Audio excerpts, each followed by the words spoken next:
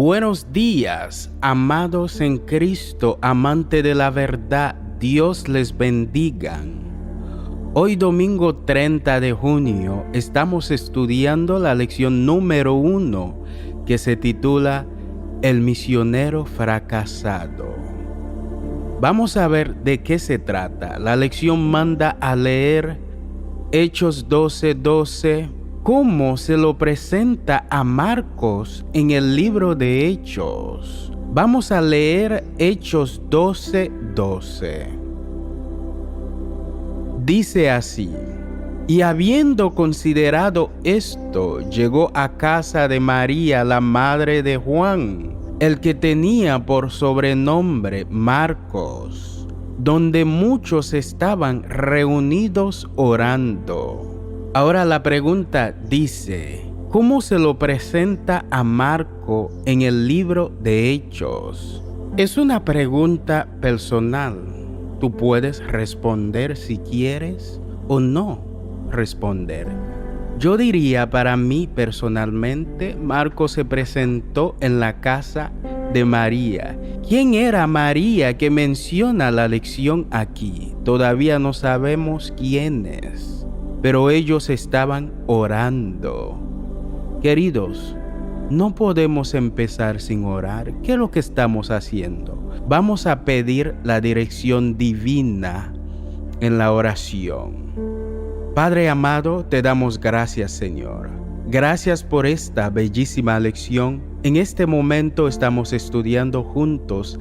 Ayúdanos a entender, Señor, todo lo que estamos a punto de descubrir. Dirígenos, protégenos en el nombre de Jesús. Amén. Ahora bien, queridos, la lección sigue diciendo: parece verosímil que Juan Marcos, el más probable autor del Evangelio de Marcos, era un joven cuando ocurrieron los hechos registrados en Hechos 12. Ahí dice que era un joven, tal vez a mediados de la década del año del primer siglo. Se lo presenta en el versículo 12 como el hijo de una mujer llamada María. Evidentemente ella era adinerada y simpatizante de la iglesia y fue anfitriona de la famosa reunión de oración celebrada en su hogar que registra Hechos 12. Significa que Marcos llegó a la casa de su madre y ellos estaban orando juntos.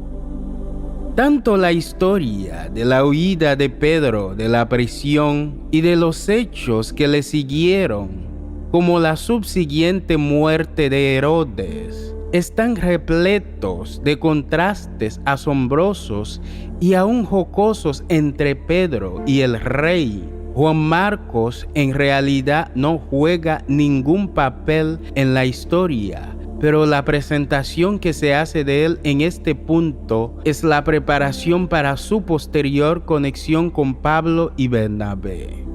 Queridos, la lección manda que leamos Hechos 13, 1 al 5 y 13.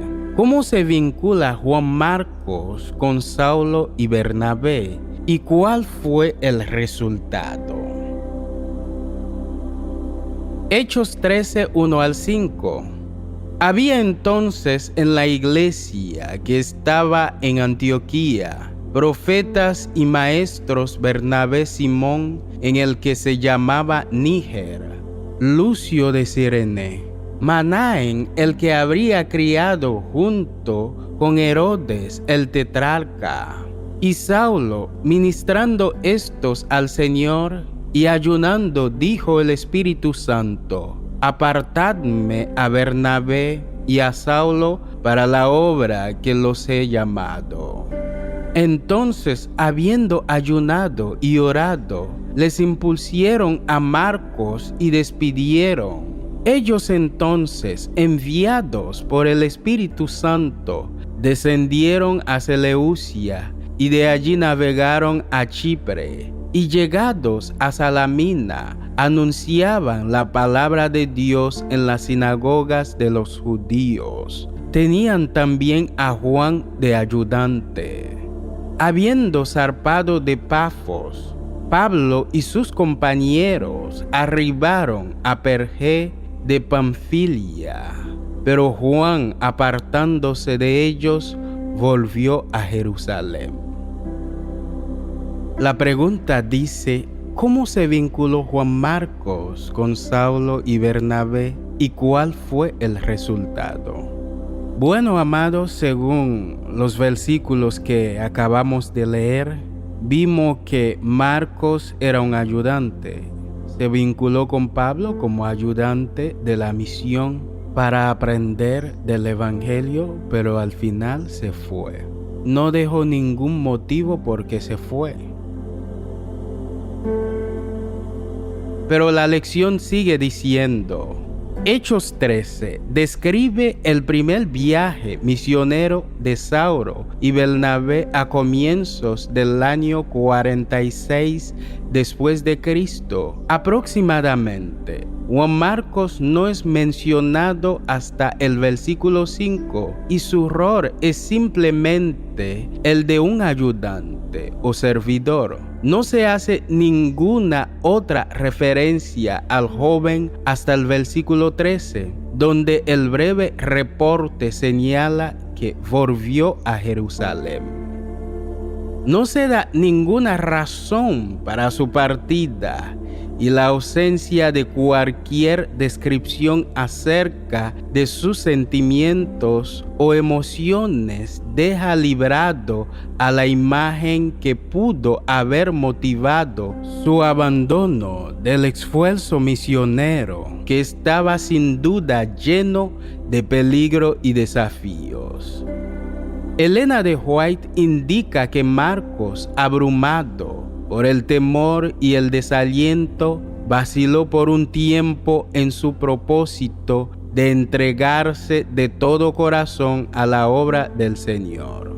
No acostumbrado a la penuria, se desalentó por los peligros y las privaciones del camino.